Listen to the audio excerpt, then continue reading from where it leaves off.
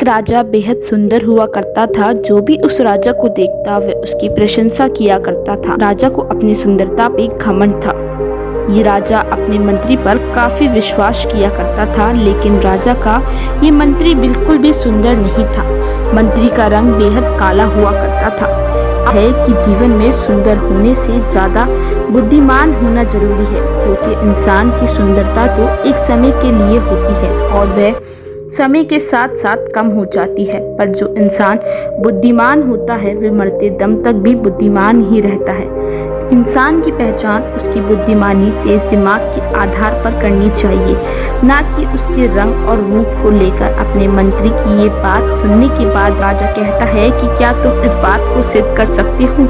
मंत्री कहता है क्यों नहीं, मुझे केवल 5 मिनट का समय दीजिए। 5 मिनट बाद वह मंत्री अपने साथ पानी के 2 घड़े लेके आता है, जिसमें एक घड़ा सोने का तथा दूसरा घड़ा काली मिट्टी में बना होता है। मंत्री राजा से पूछता है कि आप कौन से घड़े से पानी पीना चाहते हैं? तो राजा तुरंत कहता है कि मिट्टी वाले घड़े से पानी पीना चाहता हूँ। इसके बाद मंत्री राजा से पूछता है आपने सोने के घड़े को क्यों नहीं चुना? राजा कहते हैं कि सोने वाले घड़े में पानी ठंडा नहीं होता। तब मंत्री कहता है कि महाराज, सोने वाला घड़ा तो सुंदर होता है, लेकिन मिट्टी वाला घड़े में तो कोई सुंदरता नहीं होती, लेकिन उसके गुण अच्छे होते हैं।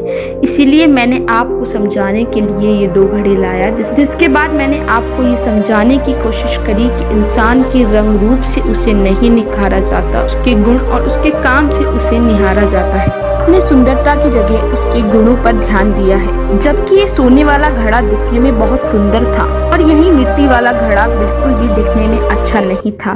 भले ही सोने वाला घड़ा कितना भी सुंदर हो, मिट्टी वाले घड़े के पानी की तरह शीतल नहीं हो सकता। आप ही बताइए कि रंग रूप बड़ा या बुद्धि? ये बात सुनकर राजा को समझ आ गया था कि सुंदरता से भर के इंसान के गुण होते हैं। राजा ने मंत्री को कहा कि मैं कितना भी सुंदर क्यों ना हूँ, आपके जैसे गुण और बुद्धि नहीं है। दोस्तों, इस कहानी से ये शिक्षा मिलती है कि हमें सुंदरता की तरफ ध्यान नहीं देना चाहिए, कि उनके गुणों और तरफ ध्यान देना चाहिए।